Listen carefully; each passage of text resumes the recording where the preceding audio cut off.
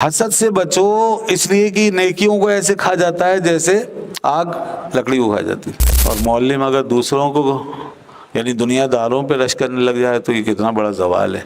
دیکھ لو بڑے بڑے امام اور ائمہ کی کتابیں اب تک نہیں چھپی کیونکہ دوسرا آیا ہی نہیں، بڑے بڑے پیسے لے کے بیٹھے ہوئے ہیں مگر کوئی کتاب کچھ آ ہی نہیں رہا کیونکہ پہلے یہ والا نہیں گیا وہاں، یہ وہاں نہیں پہنچا۔ اس راہ میں سب سے بڑی رکاوٹ کیا ہے ایک سالک کے لیے، ایک ہدایت کے طالب کے لیے؟ ور حسد، حسد ور حسد گیرت ترا در راہ گلو، در حسد ابلیس را باشد غلو۔ تو حسد جو ہے نا بڑی رکاوٹ ہے، کیونکہ جب کئی مل کے چلتے ہیں نا تو پھر مقابلہ شروع ہو جاتا ہے، جیسے طلبہ میں آتا ہے، پھر سالکین میں آتا ہے، یہ سب حسد پیدا ہو جاتا ہے۔ فرماتے ہیں حسد ور جو ہے نا یہ مخفف ہے و اگر کا، وا اور اگر تو اس کو ملا کے اس طرح مخفف پڑھتے ہیں ور حسد گیرت ترا در راہ گلو، گلو مانے یہ گلا، گلو بند کہتے ہیں نا، گلو بند، گلو خلاصی فارسی کا ہی لفظ ہے۔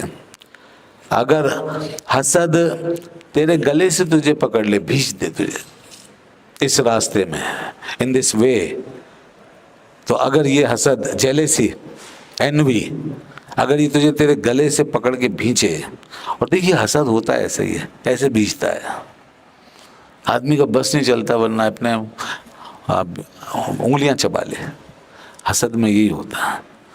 دراصل اچھا اب جب تیرا یہ گلا بھینچے تو اب تیرے پاس علاج اس کا کیا ہے؟ بس تو یہ سمجھ لے در حسد ابلیس را باشد غلو، تو جان لے کہ حسد میں ابلیس ہی آگے بڑھا ہوا ہے سب سے، یعنی ابلیس کا راستہ ہے، اس میں تجھے آگے کوئی اچھے لوگ نہیں ملیں گے۔ اس راستے پہ پہلا قدم اٹھانے سے پہلے سوچ لو، جتنی بھی دوڑ لگاؤ گے نا اور جتنی محنت کرو گے آگے ابلیس سے واسطہ پڑے گا، تمہارا مرشد وہی بنے گا۔ اس میں کیا بات، اچھے لوگوں کے مرشد، اچھی چیزوں کے مرشد اچھے لوگ ہیں اور بری چیزوں کا مرشد ہی ابلیس ہے، تو یہ تمہارا لیے ابلیس ہے۔ پھر آگے اسی طرح تکبر، اس میں بھی آگے وہی ملے گا، حسد اس میں بھی وہی ملے گا۔ تو یہاں خاص حسد کی بات کی ہے، اس لیے یہاں پہ اس حوالے سے سمجھ لے، تکبر کی بات بھی اپنی جگہ پر آئے گی۔ حسد بہت بری بیماری ہے بھائی، اور حسد کی تعریف کیا ہے؟ حسد اور اشک میں فرق ہے، یہ سمجھ لیں۔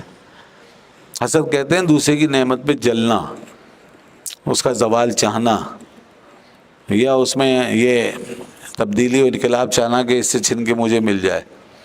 جب آدمی کسی کے ساتھ اس طریقے سے جیلیسی محسوس کرے کہ بھائی یہ کیوں آگے بڑھ گیا، تو یہ اس کے بعد نہیں ہونا چاہیے، یا مجھے مل جائے، تو یہ سب حسد ہے۔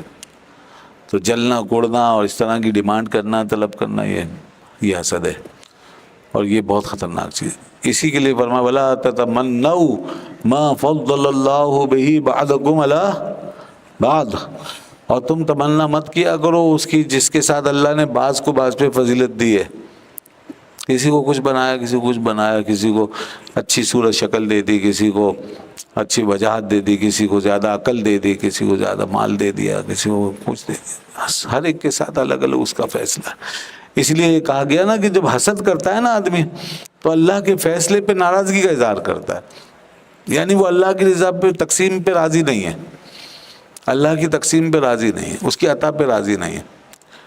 تو یہ اتنی خطرناک چیز ہے، تو اس لیے فرمایا ایاکم الحسد، حدیث میں آتا ہے ایاکم الحسد، حسد سے بچو، فإنہ یاکل الحسنات کما تاکل النار الحطب، حسد سے بچو اس لیے کہ نیکیوں کو ایسے کھا جاتا ہے جیسے آگ لکڑی کو کھا جاتی ہے۔ اتنی خطرناک بیماری ہے حسد میں، ہماری جو نیکیاں کم ہوتی رہتی ہیں، جلتی رہتی ہیں، اس میں آگ بھی جلتی ہیں، تو کبھی نہ کریں۔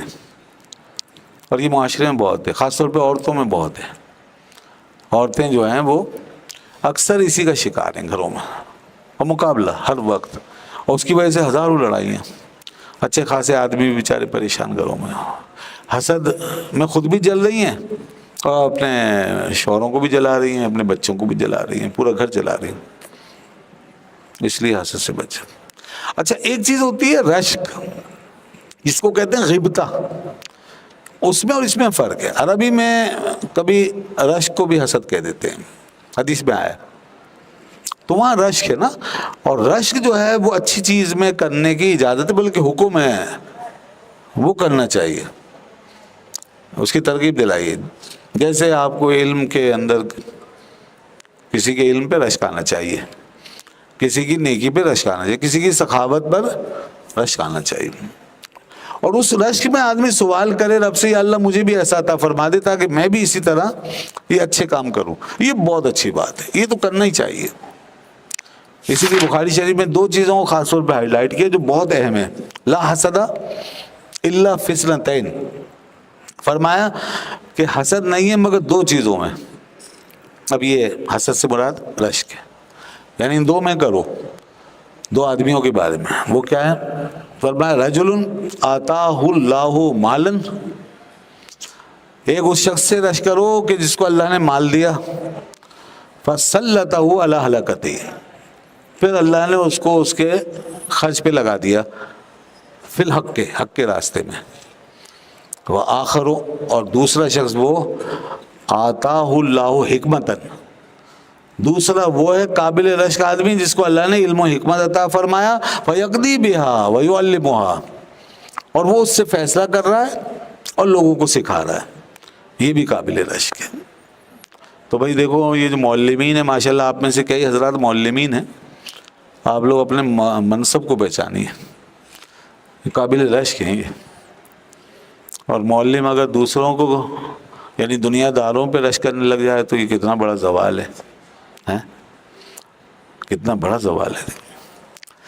یعنی سورج جو ہے نا وہ ستاروں کو چمکتا ہوا دیکھ رہا ہے تو ان کی طرف گویا کہ ان سے رشک کر رہا ہے، ان کو للچا رہا ہے کہ کیا بات ہے، کیا بات ہے ان ستاروں کی کیسے چمک رہا ہے. سورج کہہ رہا ہے کہ کیا بات ہے ستاروں کی، چراغ کو دیکھ کے کہہ رہا ہے کیا بات ہے چراغ کی. سبحان اللہ. ارے بھائی تم سورج ہو، تم نے ساری دنیا کو روشن کیا ہوا ہے، کرنا ہے تو ساری دنیا تم سے لے رہی ہے، اور تم اس کو دیکھ کر جو ٹمٹما رہا ہے جس کی کوئی اوقات ہی نہیں، اس کو دیکھ کر تم جناب جلے جا رہے ہو.